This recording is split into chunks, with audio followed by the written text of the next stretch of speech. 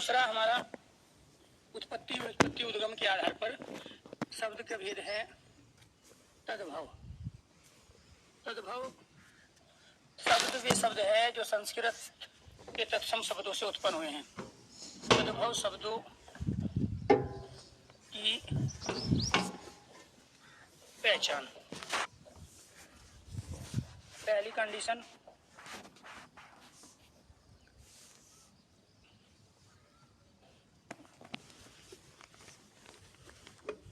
अर्धचंद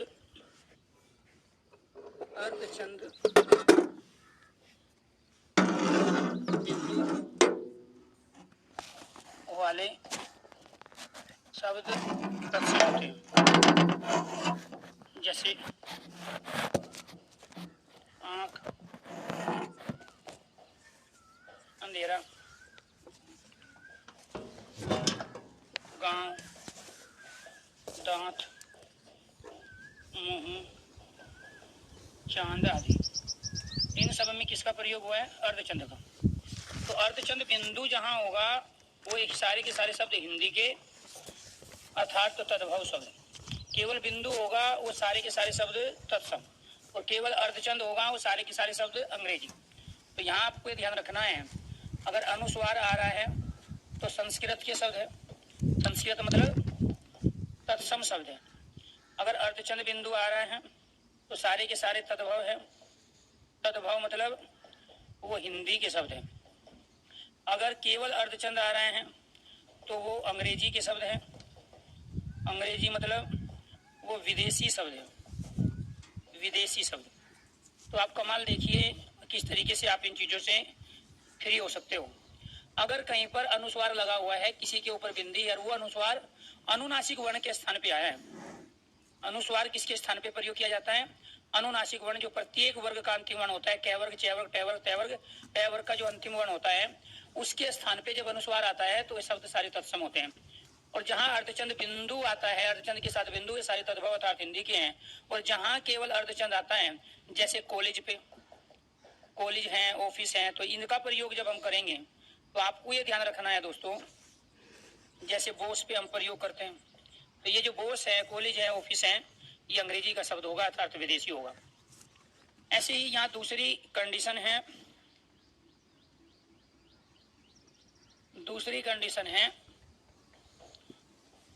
उत्क्षेपित व्यंजन वाले शब्द। उत्क्षेपित व्यंजन का दूसरा नाम होता है ताड़न जात वर्ण, और इसके अंदर हम ये दो व्यंजन जो होते हैं ये उत्क्षेपित व्यंजन कहलाते हैं। इनका प्रयोग हमेशा तो किसी शब्द के बीच में होगा या फिर अंतिम वर्ण के रूप में होगा। और जहां ये उत्क्षेपित व्यंजन का प्रयोग है, जैसे सड़क शब्द है, लड़का शब्द है, डंडा शब्द है, मेंढक शब्द है, पढ़ना, गढ़, झड़ना, ये सारे के सारे आपको ये ध्यान रखना है, ये हमारे हिंदी के शब्द है अर्थात तद्भव है। जैसे झंडा, एनीथिंग, और भी बहुत सारे हम प्रयोग करते हैं, लेकिन आपको ये ध्यान रखना है कुछ शब्द ऐसे हैं, जैसे आप ये ढेर का प्रयोग करते हो, डेयरी का प्रयोग करते हो, ढक्कन का प्रयोग करते हो, क्योंकि मैं एक साथ आपको कई टॉपिक करा रहा हूँ। ये वर्तनी हमारी गलत है, ये भी गलत है, ये भी गलत है, ये भी गलत है। और गलत क्यों है? क्योंकि यहाँ पर हमने उत्क्षेपित व्यंजन का प्रयोग पहले वर्ण के रूप में किया है, और जहां भी उत्क्षेपित व्यंजन का प्रयोग पहले वर्ण के रूप में होता है तो वो वर्तनियां गलत होती है। तो इस ढेर का जो शुद्ध रूप है वो ये होगा, इस डेयरी का जो शुद्ध रूप है वो ये होगा, और इस ढक्कन का जो शुद्ध रूप है वो ये होगा। क्योंकि आप पहले वर्ण के रूप में इन दोनों उत्क्षेपित, जिनको हम ताड़न जात वर्ण कहते हैं, उनका प्रयोग नहीं कर सकते। अगर ये बीच में आया है और आपने सड़क को ऐसे लिख दिया तो भी ये वर्तनी गलत है। क्यों गलत है? क्योंकि आपने यहाँ इस डैग के नीचे ये बिंदी नहीं दी।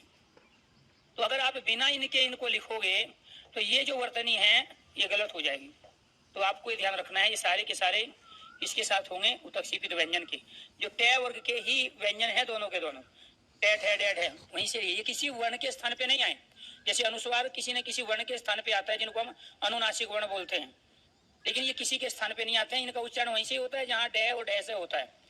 तो ये आपको ध्यान रखना है ये एक तो हमारी शुद्ध वर्तनी है, दूसरा ये हमारी गलत वर्तनी है, किताबों में लिखा होता है और उन्हीं किताबों के पहले पेज पे होता है, किसी भी त्रुटि के लिए प्रकाशक विक्रेता लेखक जिम्मेदार नहीं होंगे। तो ये थी हमारी तद्भव शब्दों की दूसरी कंडीशन। तीसरी कंडीशन है द्वित या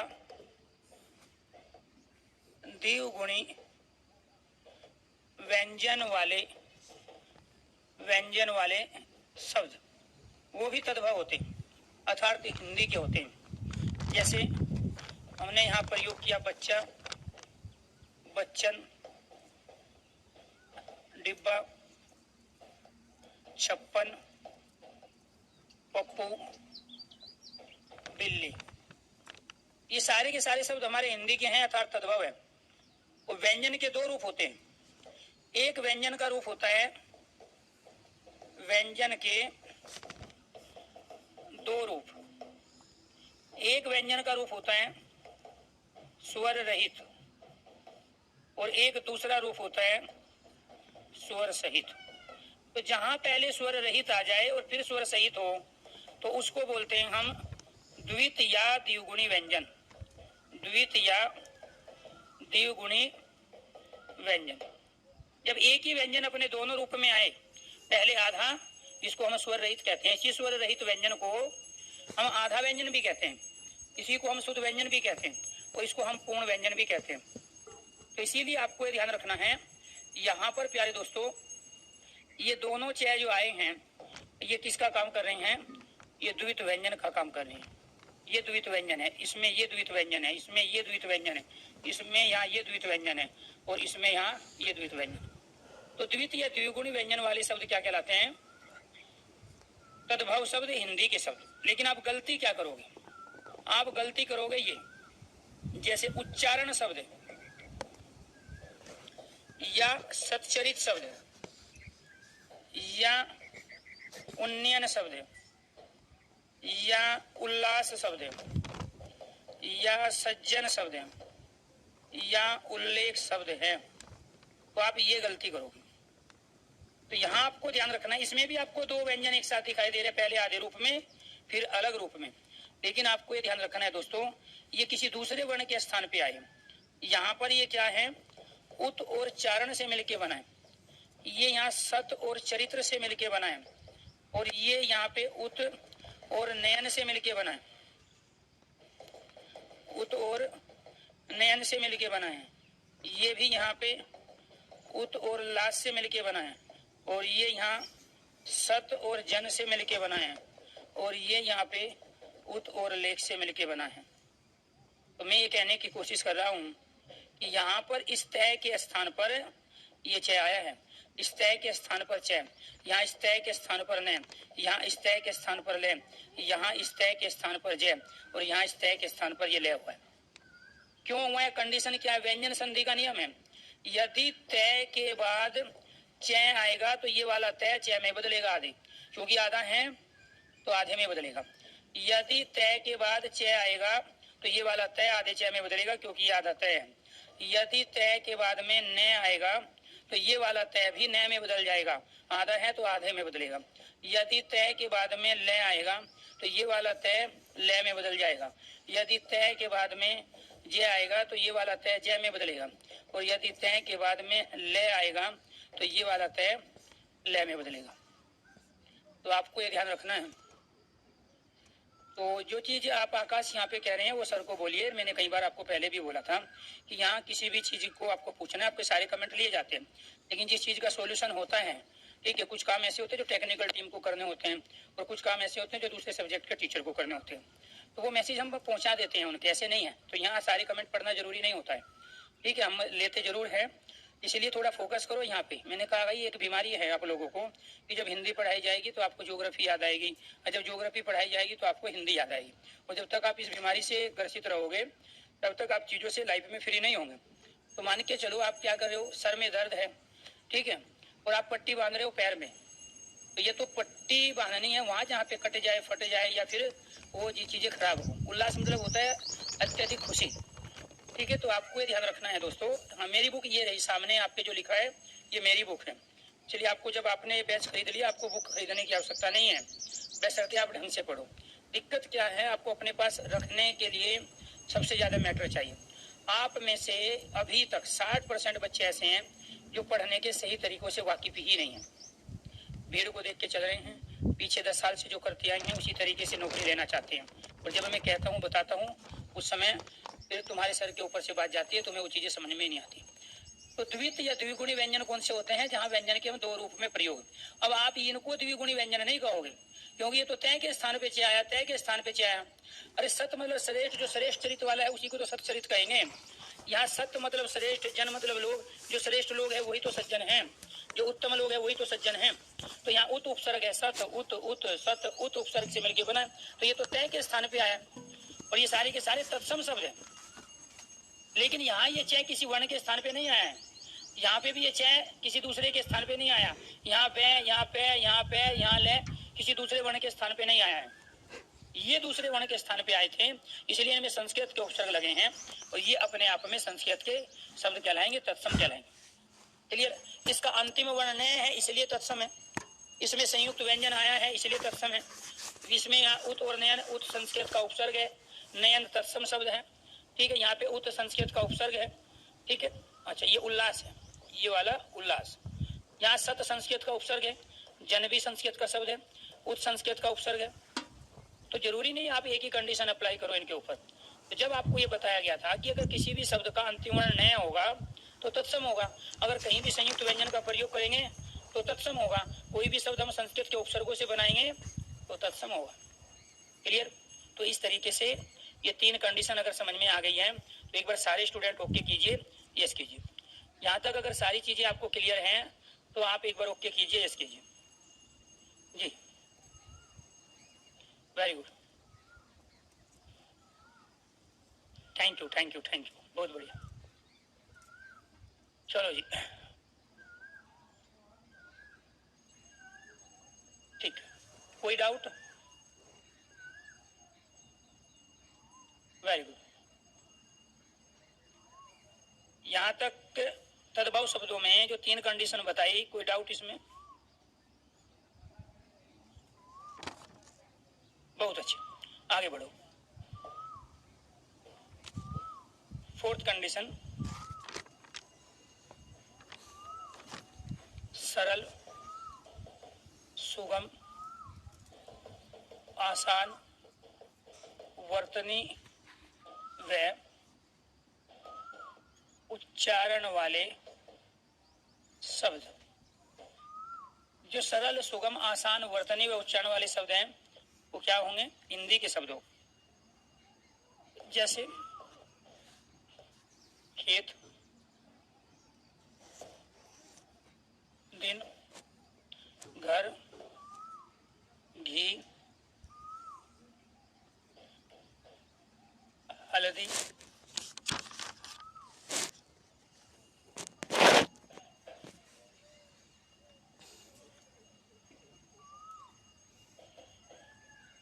जल्दी,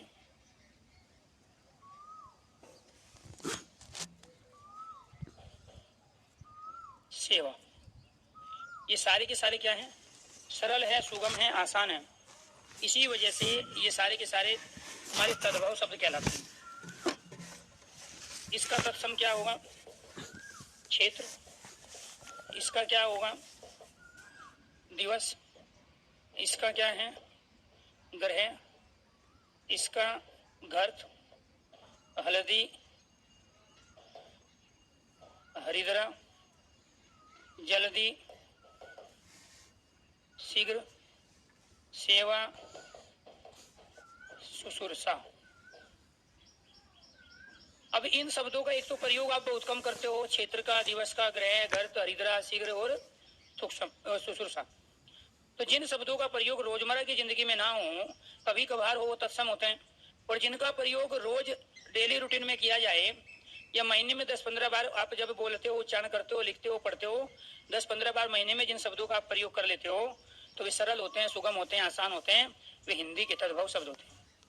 तो यहाँ जो एक खेत है, दिन, घर, घी, हल्दी, इसके बाद जल्दी और सेवा, तो ये आपको ध्यान रखना है। ये क्या है? सारे के सारे तद्भव शब्द है, सरल है। इनको न तो उच्चारण करने में आपको कोई दिक्कत हो रही है और न आपको लिखने में कोई दिक्कत हो रही है। आप गलती इनमें करोगे, आप तो सुरसा में गलती करोगे, आप शीघ्र में गलती करोगे, हरिद्रा में गर्त में गलती करोगे, लेकिन इनके उच्चारण करने में लिखने में इसी तरह की आपको कोई दिक्कत नहीं है। इसीलिए सरल सुगम आसान वर्तनी व उच्चारण वाले शब्द हिंदी के होते हैं। पांचवी कंडीशन,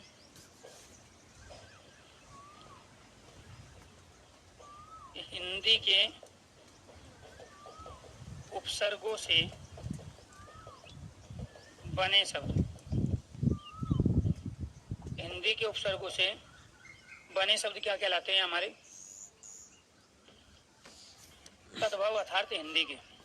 जैसे ऐसे अजान हो गया, अनबन,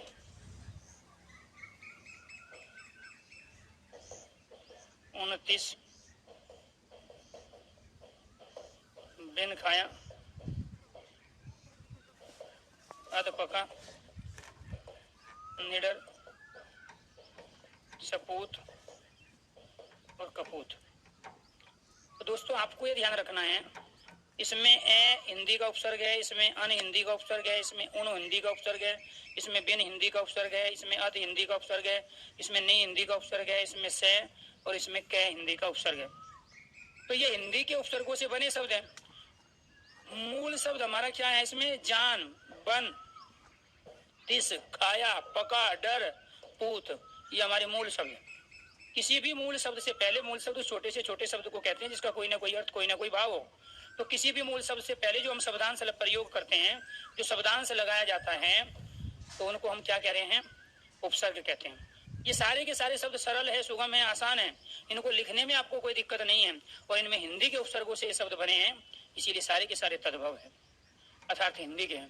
तो आपको ये ध्यान रखना है कि जो संस्कृत के उपसर्गों से बनेंगे वो तत्सम होंगे, जो हिंदी के उपसर्गों से बनेंगे वो तद्भव होंगे, जो अंग्रेजी के उपसर्गों से बनेंगे वो विदेशी होंगे, जो उर्दू के उपसर्गों से बनेंगे वो उर्दू के, अरबी के, फारसी के विदेशी शब्द होंगे। उपसर्ग जिस भाषा का होगा शब्द भी उसी भाषा का होगा। इसके बाद 6 कंडीशन, हिंदी के प्रत्यय से बने शब्द, हिंदी के प्रत्यय किस शब्द को बनाएंगे? हिंदी के शब्दों को। कैसे? बचपन, मिठास, सुंदरता,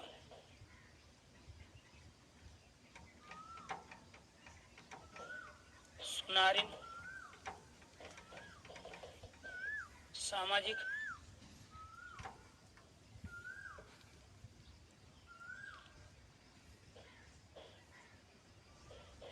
पियक्कड़, ये सब क्या है? ये हमारे हिंदी के शब्द हैं। मूल शब्द बच्चा, पन प्रत्यय, मूल शब्द मीठा, आस प्रत्यय, मूल शब्द सुंदर, ता प्रत्यय, मूल शब्द सुनार, इन प्रत्यय, मूल शब्द समाज, इक प्रत्यय, मूल शब्द पी, अक्कड़ प्रत्यय। प्रत्यय उन शब्दांशों को कहते हैं जो किसी शब्द के अंत में लगाए जाते हैं, जिनका खुद का कोई अर्थ नहीं होता, लेकिन जब किसी शब्द के अंत में जुड़ते हैं तो उनका अर्थ बदल देते हैं। ये ता प्रत्यय है, इन प्रत्यय है, इक प्रत्यय है, अक्कड़ प्रत्यय। लेकिन यहाँ पन का, आस का, ता का, इन का, इक का, अक्कड़ का कोई मीनिंग नहीं है, कोई अर्थ नहीं है। जब मूल शब्द हिंदी का है तो उससे बनने वाले शब्द भी हिंदी के होंगे। बच्चा है, मीठा, सुंदर, सुनार, समाज, पी, ये सारे के सारे हिंदी के मूल शब्द हैं। ये हिंदी की क्रिया है, ये हिंदी का जातिवाचक संज्ञा है, ये भी हिंदी का जातिवाचक संज्ञा शब्द है। सुंदर विशेषण है, मीठा विशेषण है, बच्चा हिंदी का जातिवाचक संज्ञा है। तो जब मूल शब्द हिंदी के हैं, उनमें कोई उपसर्ग लगेगा, प्रत्यय लगेगा, तो वो हिंदी का ही बनाएगा। जब उपसर्ग प्रत्यय दोनों हिंदी के हैं तो शब्द भी हिंदी का होगा। तो इसीलिए आपको ध्यान रखना है, ये जो शब्द बने इस रूप में बने, इसीलिए ये सारे के सारे तद्भव हैं अर्थात हिंदी के हैं। इसके बाद जो कंडीशन है, ये हिंदी की क्रिया से, हिंदी की क्रिया से बने शब्द, वर्ब जिस भाषा की होगी शब्द भी उसी भाषा का होगा। हिंदी की क्रिया से बने शब्द, जैसे खिलाड़ी,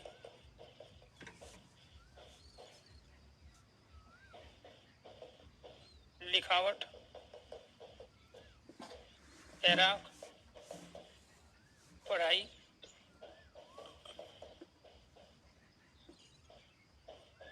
पियक्कड़, जाकर, कूदना। तो आपको ये ध्यान रखना है दोस्तों, यहाँ जो वर्ब है जिसको हम क्रिया कह रहे हैं वो खेल, वो इसमें आड़ी प्रत्यय लगा है। यहाँ वर्ब है लिख, इसमें आवट प्रत्यय लगा है। यहाँ वर्ब है तैर, इसमें आंख प्रत्यय लगा है। यहाँ वर्ब है पढ़, इसमें आई प्रत्यय लगा है।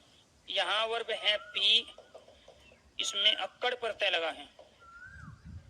और यहाँ प्रत्यय, और यहाँ वर्ब है जा, इसमें कर प्रत्यय लगा है। और यहाँ वर्ब है कूद, इसमें ना का प्रयोग हुआ है। तो मैं सिर्फ ये बताने की कोशिश कर रहा हूं कि ये खेल हिंदी की वर्ब है, ये लिख हिंदी की वर्ब है, ये तैर हिंदी की वर्ब है, क्रिया है पढ़, पी, यहाँ जा और कूद। वर्ब जिसकी होगी शब्द भी उसी का होगा। हिंदी की क्रिया से बने शब्द हिंदी के होंगे, अंग्रेजी की क्रिया से बने शब्द अंग्रेजी के होंगे, संस्कृत की धातु क्रिया से बने शब्द संस्कृत के तत्सम शब्द होंगे। वर्ब जिसकी होगी, प्रत्यय जिसका होगा, उपसर्ग जिस भाषा का होगा, आपको ये ध्यान रखना है शब्द भी उसी से बनेंगे। जो आप रोज ये शब्द प्रयोग कर रहे हैं, इनमें से अनेक शब्द उपसर्गों से, प्रत्ययों से, क्रिया से, संज्ञा से, सर्वनाम से, विशेषण से बने। तो जब संज्ञा शब्द हिंदी का है तो उससे बनने वाला समस्त शब्द भी हिंदी का होगा। सर्वनाम हिंदी का है तो अगर मैं से बना है मेरा, मैं सर्वनाम प्यारे दोस्तों हिंदी का है, तो इससे जो मेरा बनेगा, मेरी बनेगा, मेरे बनेगा, मुझे बनेगा, मुझसे बनेगा, सब हिंदी के बनेंगे। लेकिन इस मैं के स्थान पे हम संस्कृत में मम प्रयोग करते हैं, तो मम से ममत्व बनेगा, तो ये संस्कृत का बनेगा। क्योंकि संस्कृत में मैं को या तो अहम बोलते हैं या मम बोलते हैं, क्लियर, और इंग्लिश में आई बोलते हैं। तो सर्वनाम जिस भाषा का होगा, प्रोनाउन जिसका होगा, शब्द भी उसी का होगा। संज्ञा विशेषण जिसका होगा, शब्द भी उसी का होगा। जो शब्द संज्ञा के स्थान पे प्रयोग में लाए जाते हैं तो वो क्या कहलाते हैं? सर्वनाम कहलाते हैं। तो संज्ञा, सर्वनाम, विशेषण, क्रिया, उपसर्ग, प्रत्यय जिस भाषा के होंगे, शब्द भी उसी भाषा के होंगे, क्लियर। तो इसलिए वहां पर जो करोड़ों शब्द दिए होते हैं, किताब में दिए गए 50, 60, 100 शब्दों को रट के याद करके आप तत्सम, तद्भव, देशी, विदेशी, संकर, रूढ़, यौगिक, योगरूढ़ शब्दों को सही नहीं कर सकते। वहां से पूछे जाने वाले क्वेश्चनों के सारे आंसर आप राइट नहीं दे सकते। तो इसीलिए आपको ये ध्यान रखना है कि यहाँ पर इन तमाम कंडीशन के आधार पर ही आपको चीजों को पहचानना है। तो यहाँ पर ये कंडीशन मैंने जानबूझ के रखी। यहाँ जो प्रत्यय है हिंदी के प्रत्यय, तो आप प्रत्यय से पहचानो, आड़ी प्रत्यय है, आवट प्रत्यय है, आंख प्रत्यय, आई प्रत्यय, अक्कड़ प्रत्यय है, ठीक है। यहाँ कर है, यहाँ ना है, ये तो ये हिंदी के प्रत्यय है। तो हिंदी के प्रत्यय से बने शब्द हिंदी के हैं। हिंदी का मूल शब्द होगा तो वो हिंदी का होगा। जैसे यहाँ बच्चा, मीठा, सुंदर, सुनार, समाज, पी, खेल, लिख, तैर, पढ़। अब इसको अगर हम प्रयोग करने लगे तो यहाँ पर प्यारे दोस्तों अगर मुझे संस्कृत में प्रयोग करना है तो आपको ये ध्यान रखना है, मैं इसके स्थान पे क्या प्रयोग करूंगा? यहाँ खेल के स्थान पर क्रीड का प्रयोग, खेल के स्थान पर संस्कृत में किसका प्रयोग होगा? तो ये वर्ब संस्कृत की है, इससे संस्कृत। यहाँ इस लिख के स्थान पर लिख, क्लियर। यहाँ पढ़ के स्थान पे पट, यहाँ पी के स्थान पर पिब, और यहाँ जा के स्थान पर गम। तो गम से बनेगा, पिब से शब्द बनेगा, पट से बनेगा, इस वाले लिख और क्रीड से बनेगा, तो तत्सम शब्द होगा। वर्ब जिसकी होगी शब्द भी उसी का होगा। तो अगर ये 7 कंडीशन समझ में आ गई है तो आप एक बार ओके कीजिए, यस कीजिए, उसके बाद में फिर पढ़ते हैं 8वीं कंडीशन। चलो जी आगे बढ़िए। यहाँ तक कोई डाउट है तो अपना डाउट पूछिए जी। अब बेटे आप गुड मॉर्निंग कर रहे हो, अभी तो आप थोड़ी देर पहले कह रहे थे ये क्लास वीओडी है। जब वीओडी है तो गुड मॉर्निंग करके क्या पता करना चाह रहे हो आप? ठीक है, मैंने कहा कि यहाँ पर पढ़ने वाले सारे बच्चों की नौकरी लगेगी, लेकिन कुछ किसी की लगेगी 2023 में, किसी की 2026 में, किसी की 2027 में। अब तय आपको करना है कि 2023 में किन लोगों को लेनी है। जो अभी पढ़ाई कर रहे हैं, ये फोकस तत्सम तद्भव पर है, वो तो 2023 में करेंगे। और जो अभी सूंघ के बता रहे हैं कि क्लास लाइव है कि रिकॉर्डिंग है, वो 2026 में भर्ती होंगे। नौकरी तो सबकी लगेगी। अब लेकिन ये देख लेना 2026 में आपके पास एज बचती है कि नहीं बचती है। अब बहुत सारे बच्चों को करंट अफेयर की चाहिए क्लास। अरविंद परेशान हो रहा है करंट अफेयर के लिए, एक बच्चा आकाश अभी परेशान हो रहा था, ज्योग्राफी को हिंदी मीडियम में पढ़ाया जाए। अब यहाँ संस्कृत के तत्सम तद्भव चल रहे हैं, उसको ज्योग्राफी याद आ रही है। जबकि हम टेक्निकल टीम का नंबर ऑलरेडी आपको दे चुके हैं 7082189797। आपको पढ़ना नहीं है, आपको समस्याएं देखनी है। दिक्कत यही, आपको एडजस्टमेंट में प्रॉब्लम है। तो इसीलिए थोड़ा सा जब तक आप अपना लेवल नहीं उठाओगे ना, तब तक आप अच्छे टीचरों से पढ़ के भर्ती नहीं हो पाओगे। इस चीज कड़वे सच को जानो आप, अभी आपका लेवल नहीं है। देखो, इस दुनिया में बहुत सारे टीचर हैं, बहुत सारे प्लेटफॉर्म हैं, और लोग सब पढ़ रहे हैं और तैयारी करते हैं और हर जगह से सिलेक्शन होता है। यहाँ कैरियर व्हील पर पढ़कर सिलेक्शन आप तभी ले पाओगे जब आपका कोई लेवल होगा। क्योंकि यहाँ जितने भी टीचर है ना, वो भी फालतू की चीजों में टाइम पास करते ही नहीं। अगर आप किसी भी सब्जेक्ट को यहाँ ढंग से एक बार पढ़ लिए तो लाइफ में उसका बिना रिवीजन किए आप तमाम एग्जाम दोगे और क्लियर करोगे। बाकी जगह क्या है, आपको सहलाया जाएगा, फुसलाया जाएगा, मक्खन लगाया जाएगा, ठीक है, शेर व शायरी सुनाई जाएगी, कहानी सुनाई जाएगी, क्योंकि उसमें आपको आनंद आता है। तो इसका मतलब ये हुआ कि अभी आपका आईक्यू लेवल उस के बराबर नहीं है कि आप अच्छे टीचरों से चीजों को अचीव कर पाओ। अरे लोग तो आईएएस की भी तैयारी कर रहे हैं, वहां भी तो टीचर पढ़ा रहे हैं, लेकिन कभी जो आईएएस पीसीएस की तैयारी करा रहे हैं उन टीचर को कभी देखा है एसएससी जीडी में, पुलिस में, कांस्टेबल में, इनमें पढ़ाते हुए? वो समझा ही नहीं पाएंगे, पढ़ाई उनका लेवल ही वही होता है। यूनिवर्सिटी से कोई प्रोफेसर आ जाए और जाके वो इंटर कॉलेज में पढ़ाने लगे तो किसी भी बच्चे को कुछ नहीं समझा पाएगा, ये कितने भी मेथड प्रयोग कर ले अलग अलग तरह के। इसलिए जब तक आपका लेवल नहीं होगा ना, ये घर वालों को भी पता होता है, पड़ोसियों को भी पता है, आपके रिश्तेदारों को भी पता है कि आपको नौकरी मिलेगी कि नहीं मिलेगी, क्योंकि आप उनके बीच में जीते हो, आप उनके साथ रहते हो। उनको पता है कि ये कितना तुरम खा है, कितनी ये फेंकता है सुबह से शाम तक, और इसको क्या क्या दिक्कत है, अभी इसका दिमाग क्या है।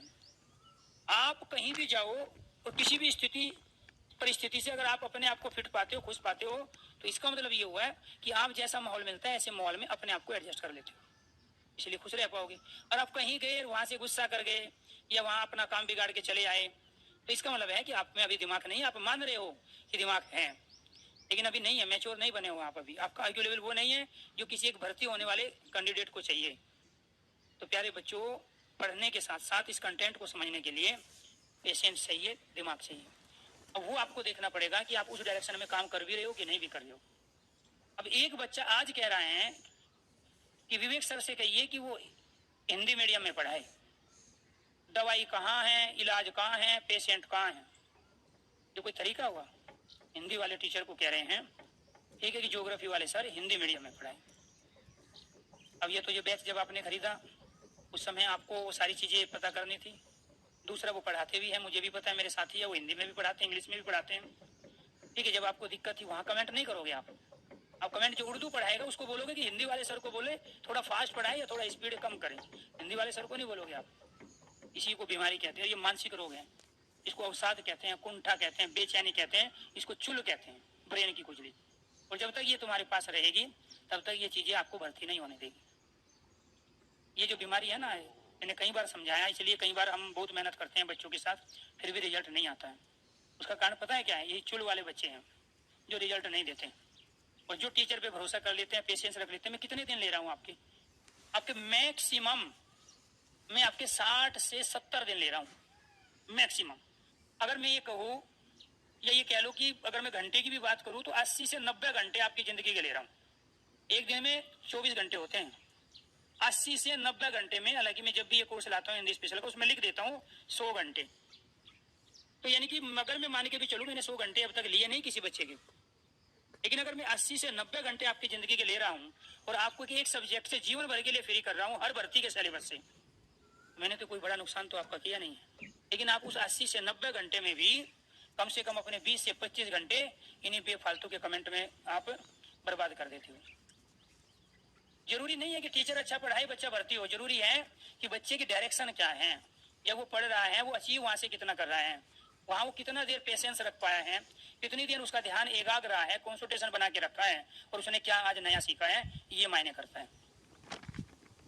ये सारी चीजें किताबों में भी थी, ये सारी चीज यूट्यूब पे भी पढ़ी है, और ये सारी चीज जब मैं पैदा नहीं हुआ था तब भी लोग पढ़ा रहे थे।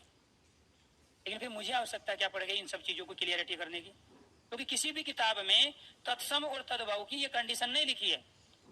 किसी भी टीचर ने आज तक यूट्यूब पर इस तरह से कंटेंट नहीं दिया है। किसी भी बच्चे ने आज तक तत्सम तद्भव को केवल 50, 60, 100, 150 जो किताब में शब्द होते हैं उनको रट के गया है, आ गया उसमें से तुक्का लग गया ठीक, अदरवाइज गलत हो गया, बाकी दूसरे टॉपिक के क्वेश्चन सही कर लेगा।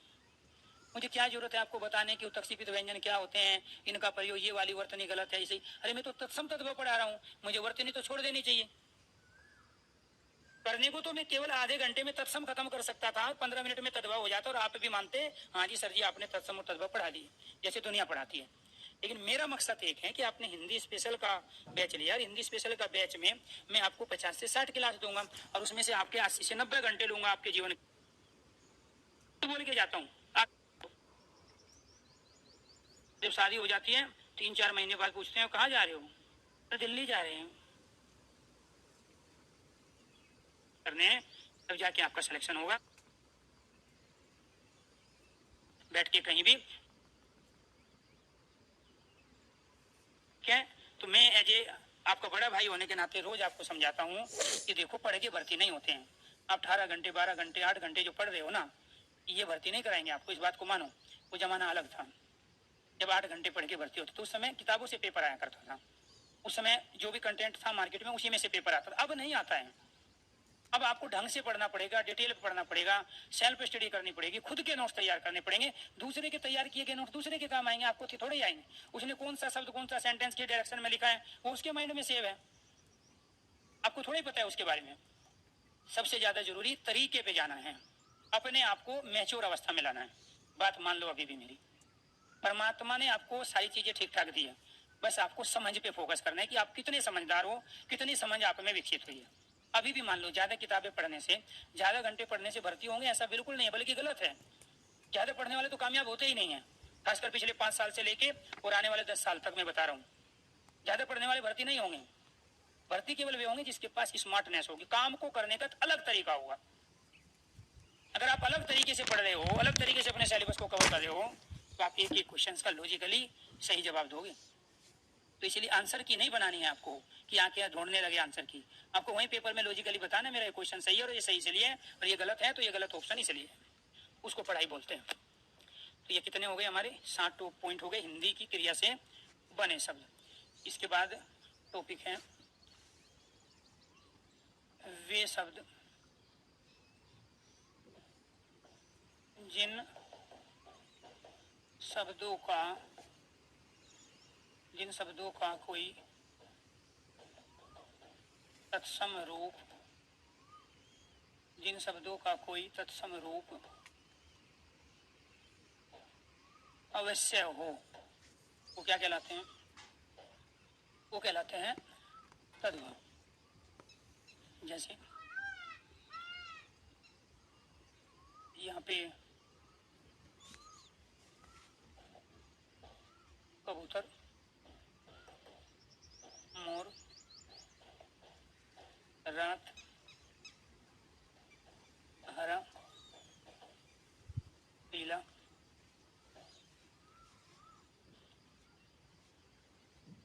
पाज, सूरज, ये सब क्या है हमारे, ये सारे के सारे तद्भव शब्द है, हिंदी के शब्द है। इनका तत्सम कपोत, पहले कपोत था अब इनसे कबूतर बना, पहले मयूर था तब इससे मोर बना, पहले रात्रि थी रात बन गया, पहले हरित था हरा बन गया, पहले पीत था पीला बन गया, पहले कार्य था तो इससे काज बन गया, पहले सूर्य था तो इससे सूरज बन गया। तो जिन शब्दों का कोई ना कोई तद्भव रूप अवश्य हो, आज तक दुनिया में कोई भी ऐसा तद्भव अर्थात हिंदी का शब्द नहीं है जो बिना तत्सम के उत्पन्न हो गया। ये कपोत नहीं होता तो आज हमारे पास कबूतर भी नहीं होता, ये मयूर नहीं होता तो आज हमारे पास मोर भी नहीं होता, ये रात्रि नहीं होता तो आज हमारे पास रात भी नहीं होता। क्लियर, यहाँ जो हरित नहीं होता तो आज हरा भी नहीं होता, पीत नहीं है तो पीला शब्द भी नहीं आता, और कार्य नहीं है तो ये काज भी नहीं होता, और जो सूर्य नहीं है तो सूरज भी नहीं होता। तो इसका मतलब ये हुआ कि जितने भी तद्भव है उनका कोई ना कोई तत्सम जरूर है, लेकिन ये जरूरी नहीं है कि हर तत्सम का तद्भव हो। ऐसे दुनिया में कई हजार शब्द हैं जो तत्सम है लेकिन आज तक उनका कोई तद्भव उत्पन्न नहीं हुआ। जैसे फॉर एग्जाम्पल एक शब्द था विदुषी, लेकिन गांव की एक लेडीज थी, उसने इस विदुषी से क्या बना दिया, अदूषी। तो तब तक तो नहीं था इसका जब तक उसने, ये मेरे गांव की बात है, घर में, हमारे परिवार में एक लड़की का नाम विदुषी था, लेकिन उसकी दादी उसको विदुषी नहीं बोलती थी, तो वो क्या बोलती थी, अदुषी बोलती थी। तो उसने विदुषी का क्या बना लिया, एक नया रूप, पुराने वाला तत्सम कहलाया, उससे निकलने वाला नया रूप जो सेम अर्थ दे, जो समान अर्थ दे, वो क्या कहलाया, तद्भव कहलाया। तो ये जरूरी नहीं है कि दुनिया में जितने भी तत्सम शब्द होते हैं उनके सबके तद्भव, ऐसे बहुत सारे तत्सम हैं जिनका अब तक तद्भव नहीं बना, लेकिन कोई भी तद्भव शब्द ऐसा नहीं है जो